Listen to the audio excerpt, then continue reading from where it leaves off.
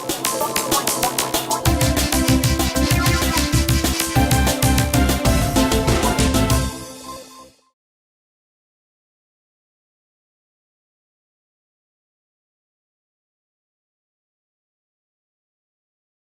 pessoal, boa noite.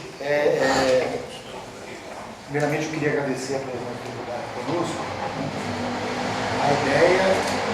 A ideia, né, pode ser alterada com o tempo e com os conselhos também. A ideia é nós iniciarmos hoje aqui um ciclo de debates a respeito de toda essa situação que nós vivenciamos nos últimos 2 meses, até como forma de buscar um posicionamento, uma inserção natural, não forçada, né, claro, do Sindicato de Engenheiros nesse contexto.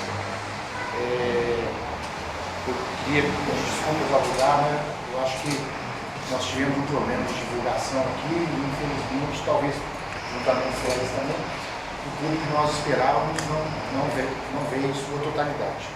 Mas é uma reunião de diretoria, né? Uma diretoria. E de imediato, Rudá, passo a palavra a você, fique à vontade, a gente toca. Primeiro eu quero agradecer ao CEND. Para mim, acho que o momento é propício para a gente começar a pensar em muitos debates. A gente tem que florescer de novo o debate público. A gente vem interditando a discussão aberta e pública, a polêmica no Brasil já há alguns anos. E é mais surpreendente porque no governo de esquerda ele é que diminui os espaços de debate público. Então parece haver cada vez mais um cuidado no Brasil para a gente não entrar em divergência. Eu acho que até uma certa intuição de que, de fato, a sustentação política de um sistema que foi sendo criado, ela é muito frágil. Existe uma leitura não muito organizada, mas que eu acho que é correta, e que em junho, mas antes, a crise aberta com aquela boataria do fim do Bolsa Família já revelava que essa base de sustentação é extremamente volátil e que de fato não tem uma identidade assim tão forte com quem eles depositam voto. Eu vou trabalhar um pouco isso. Eu acho que o que nós temos hoje no Brasil é uma massa de eleitores do lulismo extremamente pragmático, utilitarista, ou seja, eu voto porque eu tenho certeza que esse pessoal vai garantir a minha base de consumo. Então, já de cara, vou falar para vocês que a questão central da sustentabilidade que legitima o lulismo é o consumo, e eu vou trabalhar muito essa tecla. E é cínica, é uma base política cínica, ou seja, eu voto, mas não tenho compromisso com quem eu elegi. Depois a gente pode discutir por que os fatores, mas só para não ficar algo em suspenso, vou já adiantar um. Um dos fatores é que o governo Lula resolveu investir na conciliação de interesses e ele se recusou a fazer um debate de ideias na sociedade brasileira. Uma das características de um governo de esquerda, todo mundo, é o debate de ideias. Vocês veem o caso, e olha que não é tão esquerdo, né, do Hollande na França, ele abriu o debate sobre o casamento homoafetivo. E as pessoas saindo na rua e indo contra, e ele abriu o debate, foi em frente, porque isso é esquerda. Porque a esquerda não tem conciliação de interesse. O Lula resolveu montar uma lógica política de sustentação neogetulista. E ele trabalhou o tempo inteiro nesse sentido. Agora nós estamos pagando o preço de a gente tentar, num país muito conservador, diminuir as arestas, né, com o pensamento conservador. Você fica popular, mas você fica refém de todas os ressentimentos das classes subalternas, todas as contradições culturais, os valores que nós temos, a moral brasileira. A esquerda tem um papel em relação a isso. E agora nós estamos começando a pagar. Cara, e o movimento sindical também tem um papel nisso. Ele simplesmente se afastou da base. Se você pegar os documentos básicos da CUT, de fundação de 83 até 90, praticamente a CUT abandonou todos. Organização local do trabalho, fim do imposto sindical, estruturas para-sindicais. Esse foi o debate da CONCLAT, que acabou rachando a unidade sindical com as forças que criaram a CUT. Eu fui da comissão organizadora da CUT. Um dos artigos da CONCLAT era justamente que deu o racha, era justamente a possibilidade das oposições sindicais representarem a base quando o sindicato ou a estrutura oficial se recusasse a representar nos congressos. A CUT simplesmente abandonou isso. Depois a gente pode retomar, e a grande virada da CUT foi meados dos anos 90, quando resolve entrar na executiva da CEOLS. Ali competia com a força sindical e precisava ganhar as confederações, inclusive a CONTAG, e aí abriu e abandonou todo o grande projeto de transformação sindical que a CUT criou. Então eu estou tentando mostrar que, assim, não sei por que tanta gente se surpreendeu com o Júnior.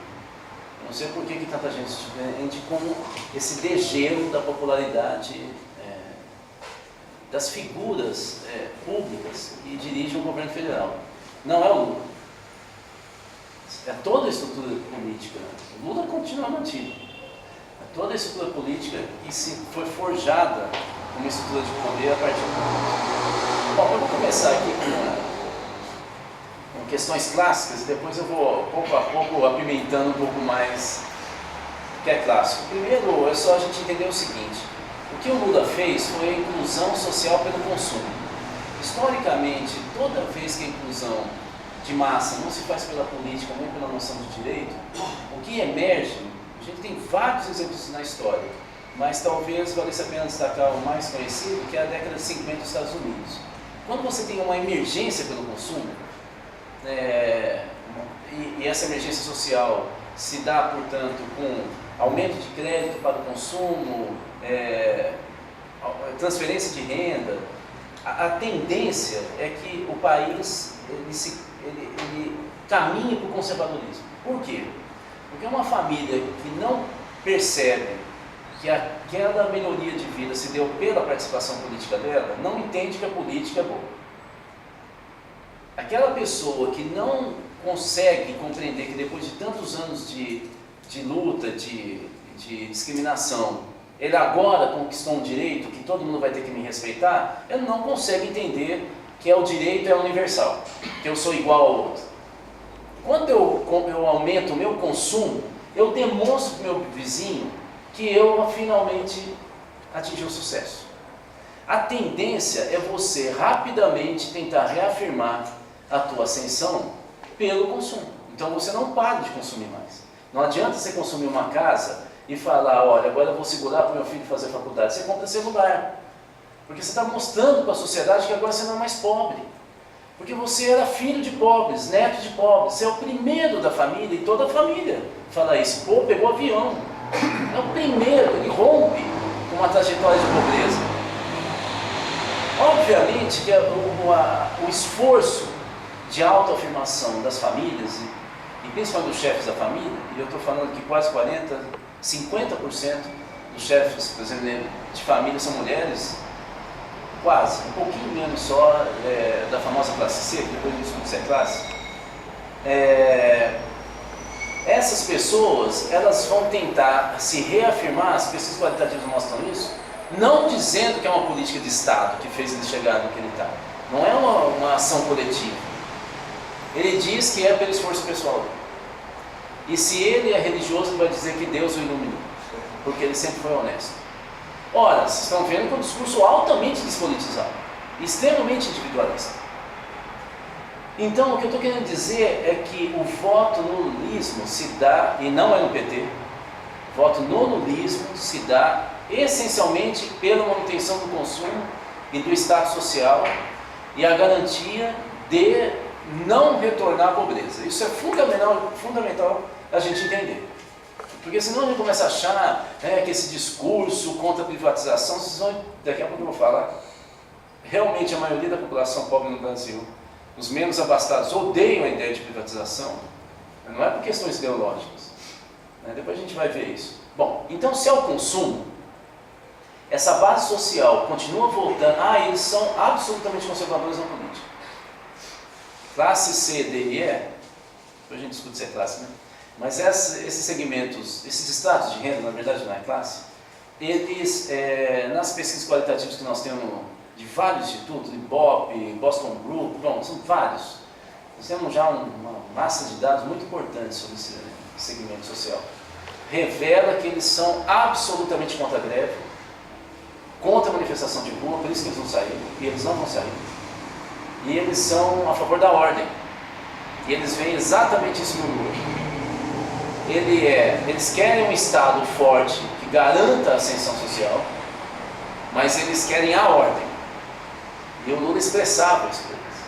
Com o Lula não teve mais greve, com o Lula não teve ocupação de terra para o MST, com o Lula só tinha notícia boa, o cara era positivo, era como eu. O Lula é a ordem, significou a ordem. Então veja, a primeira questão que a gente tem que ver, entender, é que não foi a manifestação de junho que degelou os índices de popularidade, foi esses índices aqui, ó. Porque senão o mundo seria um espetáculo. De uma hora para outra a pessoa muda de ideia. Já havia uma série de dúvidas se esse sistema de ascensão social ele já estava comprometido. E estava comprometido justamente por causa da queda da sensação de êxtase que a gente vinha vivendo, uma excitação pelo consumo que a gente vinha vivendo de 2010 principalmente, 2009, 2010 principalmente, mas também de pessoas que há 10 anos atrás já vinham começando, pelo aumento real do salário mínimo e pela transferência de renda, já vinham começando a perceber que eles não eram mais ralé. De repente eles começam a perceber que não estava mais com aquele clima. Desde a vitória da Dilma, não estava mais com aquele clima de euforia. Você não consumia mais tanto, o endividamento aumentou demais das famílias e a economia começou a patinar. Aquela quantidade de emprego de qualidade que estava tendo ano atrás ano, 2004 em diante, nós temos um aumento real do salário de todas as categorias, 90% das categorias que vão para a negociação coletiva conseguem aumento real, e não tinha isso no Brasil. Dos anos 80 até final dos 90 não tinha isso. 2004 em diante, todos os dados de IRS revelam todas as categorias, às vezes é um pouquinho menos, mas acima da inflação. Então havia uma sensação de que o país voltou para o milagre brasileiro. Com a Dilma acabou. Eu volto a dizer por isso que o boato do Bolsa Família pegou. Porque havia sinais na economia de que realmente algo estava fazendo água. Bom, aqui vocês veem a evolução do PIB no Brasil por trimestre. Aqui vem o primeiro trimestre de 2013. Vocês percebem que o governo Dilma realmente é um desastre, do ponto de vista econômico, um desastre. E como ela não... E aí eles vão falar, mas é porque ela é ruim? Não, é que tem uma questão política embutida na economia, que obviamente que a imprensa não quer discutir, que é o seguinte: o Lula montou uma estrutura fordista, né, o estado de bem-estar social rooseveltiano, né, em momento tardio, ou seja, o fordismo lulista é um fordismo tardio. O fordismo mesmo nasceu num momento de ascensão do capital internacional. O Lula, ele instala o fordismo no Brasil ao longo do primeiro mandato dele, principalmente no segundo, exatamente no momento de crise dos Estados Unidos e da Europa. A possibilidade, portanto, de oscilação econômica da economia brasileira é altíssima. Como é que você segura? Não basta fazer políticas anticíclicas como a Dilma teoricamente vem fazendo, como o Roosevelt fez. Você tem que ter um líder carismático que fala, isso aí é uma marola, pode comprar que eu garanto. E o cara vai para a compra e sustenta uma crise de 2008 para 2009 na base do gogó. Fala, isso daí é síndrome, isso aí é complexo de cachorro, de vira-lata. E o pessoal entra. Então assim, as oposições ficavam desesperadas porque nesse campo elas não sabem lidar. Havia uma pesquisa da Regina Bruno, da Federal do Rio de Janeiro, sobre, agora falar isso até, sobre a ODR. Logo que a ODR saiu, ela faz uma pesquisa muito importante com as lideranças da ODR. e perguntava sobre o MST.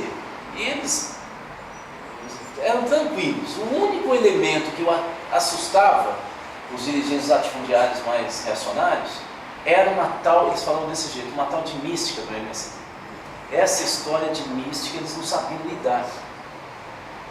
E a mística é tem uma relação direta com essa ideia do carisma. As duas palavras vêm da Igreja Católica. Né? Carisma nada mais é do que o toque de Deus, é a escolha, é o dom. Então, assim, você está escolhido. Os empresários não sabem lidar com isso. Eles não têm a menor ideia.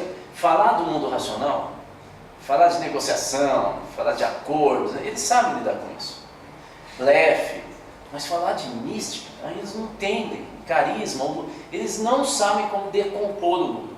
Eles não têm a menor ideia. A Dilma é fácil de enquadrar. Porque a Dilma é uma pessoa de classe média acadêmica, como eu. É facílimo de desmontar. Academia não sabe fazer política. Bom, então esse é o segundo problema gravíssimo que nós temos aí no governo Dilma. Mas não é só a Dilma. Vocês estão acompanhando desde ontem, finalmente a Anastasia não conseguiu segurar mais e revelou que o Estado está em situação pré-falimentar. Esse Estado não tem dinheiro. Os problemas com a base do PSDB hoje vêm disso.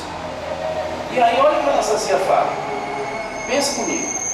Ele propõe cortar 1 bi, quase 200 milhões do orçamento, com redução de 23 para 17 secretarias. Vamos ver lá embaixo? Qual é a secretaria que ele vai fundir? Trabalho com Desenvolvimento Social. Quem é que ele trouxe para o trabalho, historicamente? O Aécio. PDT. Aqui o Aécio perde apoio. Se ele não perder apoio do PDT, significa que o PDT vai comandar 2 máquinas que dão voto. Então o Aécio vai deixar o PDT ter mais força que o PSDB. Aqui acabou, gente. Aqui acabou a aliança. O Aécio está numa situação dificílima a partir de agora. Vai fazer a água, essa pluri-aliança que o Aécio montou lá atrás e que sustenta a Anastasia mais ou menos até agora. Ele não tem mais. 52 cargos de alto escalão serão extintos. Redução de 20% dos cargos de confiança. Isso é quebrar o acordo de aliança política. Não, por isso que a Dilma disse, não vou reduzir o ministério. Ela não vai reduzir porque ela não queira. É porque se ela reduzir, ela perde voto no Congresso. Ponto. Então a situação econômica está fazendo água no Rio de Janeiro, está fazendo água aqui em Minas Gerais. A situação é horrível. O que eu quero dizer com isso? Eu quero dizer que é bem provável que a Dilma ganhe a eleição ano que vem, isso que eu quero dizer. Porque o eleitor não vai despejar voto na oposição. Vai despejar voto branco e nulo. E vai anular o voto.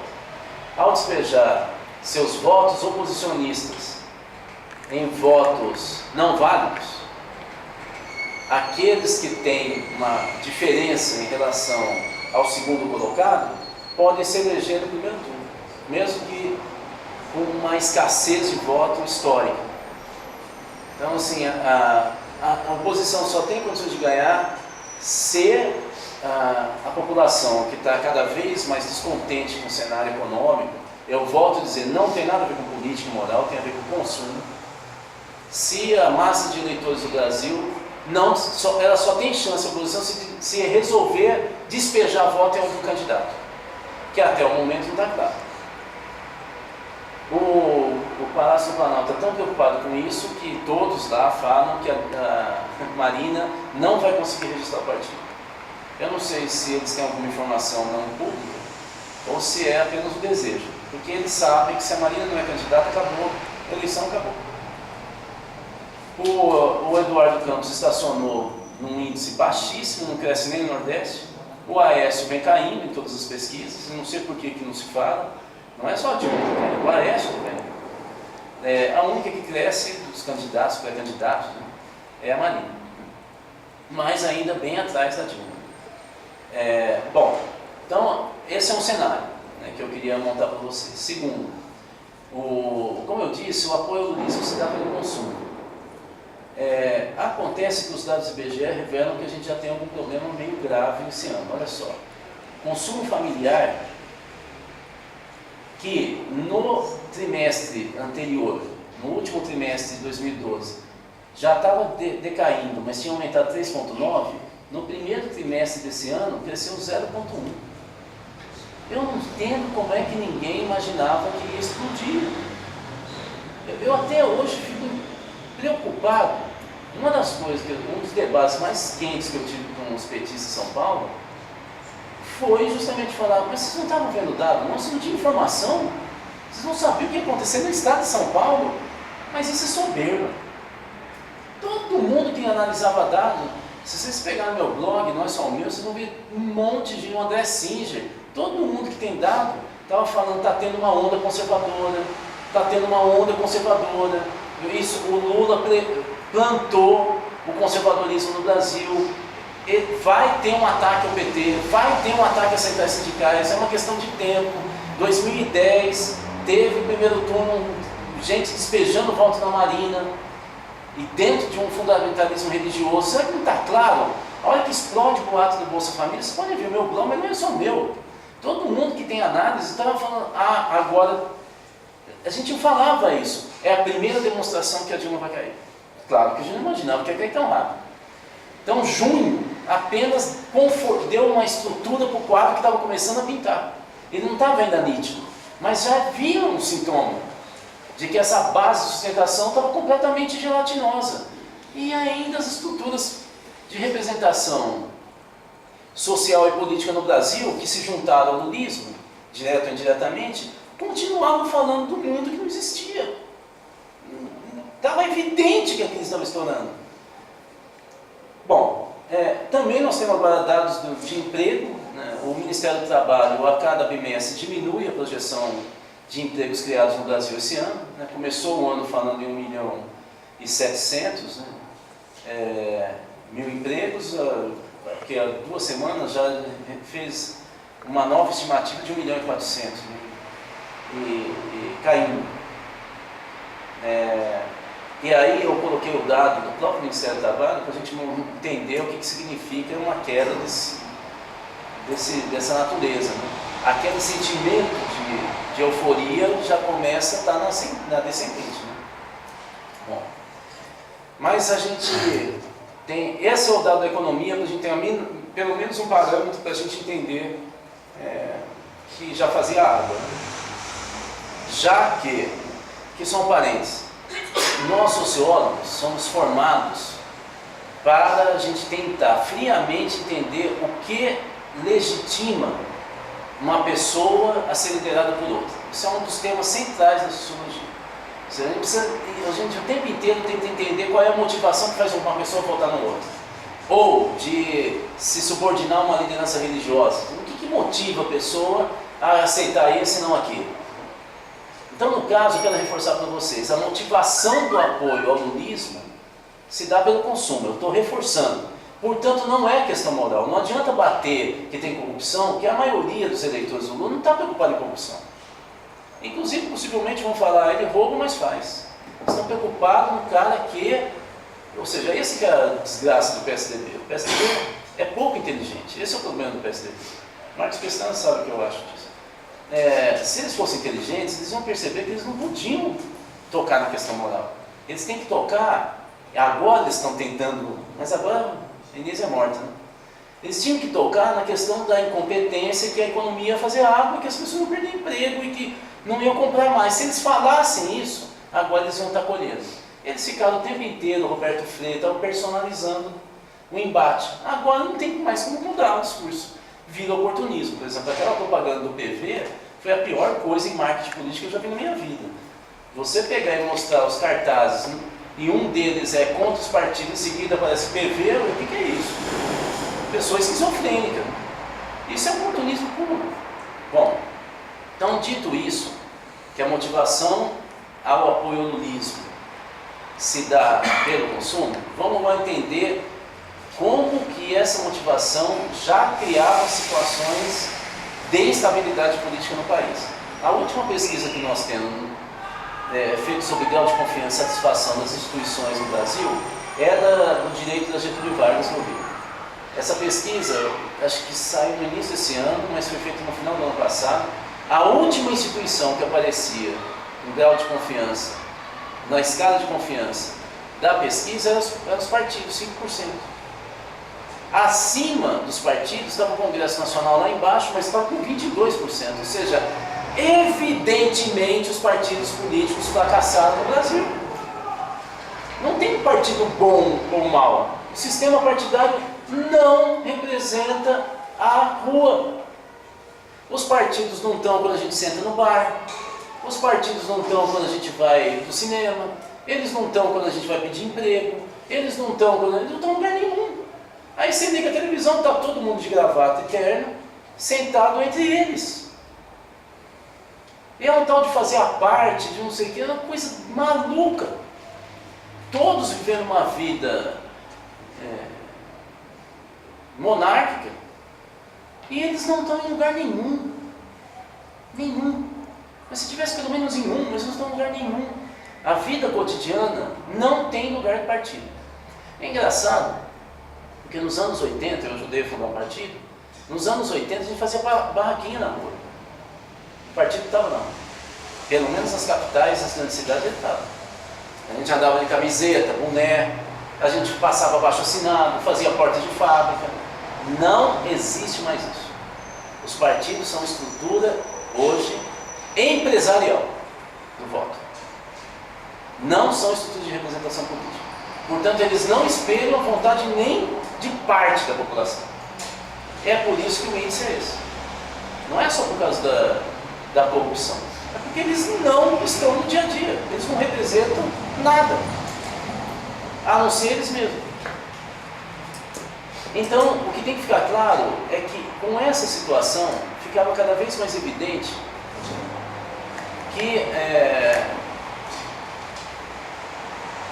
tendo ou não as manifestações de junho, a possibilidade da gente ter em qualquer momento uma revelação da debilidade do sistema partidário brasileiro é uma questão de tempo.